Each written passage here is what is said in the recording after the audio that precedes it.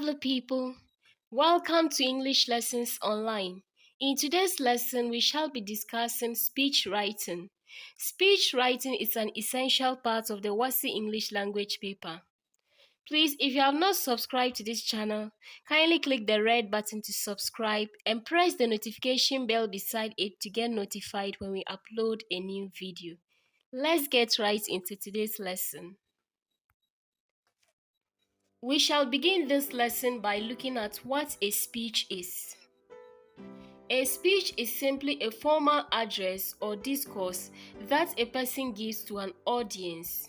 The purpose of a speech is determined by the type of occasion being held. Thus, different occasions call for different speeches. Here are some examples of occasions that students may be asked to write speeches. A school's prize-giving day, a farewell party, homecoming of Old Students Association. Now let us look at the features of speech writing.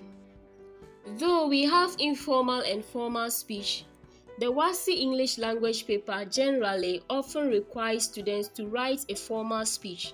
Therefore, the language used should be formal. However, if the speech is to be delivered to students, then the contracted forms of the verb can be used. These are the formal features of speech writing: title, opening greetings, introduction, body, and conclusion. Now let's discuss each of these features in detail. Title. The title usually indicates the speaker, the occasion on which the speech is being made, as well as the place and date on which the speech was made. So the title basically includes the name of the speaker, the occasion or topic, place, and date, in no particular order. This is a past question, that is Wassce June 2013. On speech writing. As a senior prefect of your school, write the speech you would deliver to first-year students on how to manage their time. Let us write a title for this question. Speech delivered by the senior prefect, Master John Mensah, at the Assembly Hall to first-year students on time management on August 21, 2022. In this title, we can see the name of the writer or the speaker, which is Master John Mensah. The venue is the Assembly Hall, and the speech was delivered to first-year students on the topic time management. The date is August 21, 2022. This is an example of a title. The next thing after the title is opening address or address of vocatives. Opening address or address of vocatives. A speech usually begins with an address of those present, that is, the audience. The audience is usually addressed in order of their importance. That is, the address begins from the highest personality to the lowest. When giving the address, show your appreciation for the opportunity given to you to speak and mention the topic you are to speak on. The address for formal speeches begins with Mr. Chairman or Madam Chairperson and ends with ladies and gentlemen.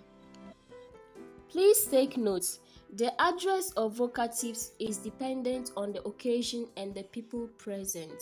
Let's take a look at the question again and see how we can write our opening greetings. As a senior prefect of your school, write the speech you would deliver to first-year students on how to manage their time. Here is an example of an opening greeting for the question we just read. Mr. Chairman, Headmaster and staff members, invited guests, fellow prefects, students, ladies and gentlemen, I feel greatly honored to be given the opportunity to speak to our first-year students who have just joined us on how to manage their time. Let us take note of some few things in the opening address. The address of each personality begins with a capital letter. So make sure you capitalize the first letters of each word in the address. After ladies and gentlemen, place a comma and then go ahead and show your appreciation for the opportunity given to you to speak. This is an example of opening greetings. Introduction. The introduction comes immediately after the opening greetings. In the introduction, present the subject matter. Define or explain the topic. You may give quotation or proverb which is relevant to the topic. Then state the purpose of the speech. These are basically some of the things that go into the introduction. This is an example of an introduction for the question we just read. Time management is the effective utilization of the available time an individual has in order to get more work done. My dear first-year students, you will agree with me that for the few weeks you've spent in this school, almost every activity which takes place in the school has a specified time allotted for it, be it class lessons, dining, assembly, entertainment, etc. It is therefore obvious that as first-year students, you ought to regulate your activities and also manage your time effectively. There is a saying that time and tide waits for no man. I will therefore take this opportunity to guide you as first-year students of this school on how to manage your time effectively. In this introduction, we've explained what time management means. We've also given a quotation in relation to time management, and we've stated the purpose of the speech, which is to speak to first-year students on how to manage their time. This is basically what goes into the introduction. Now, let's look at the body.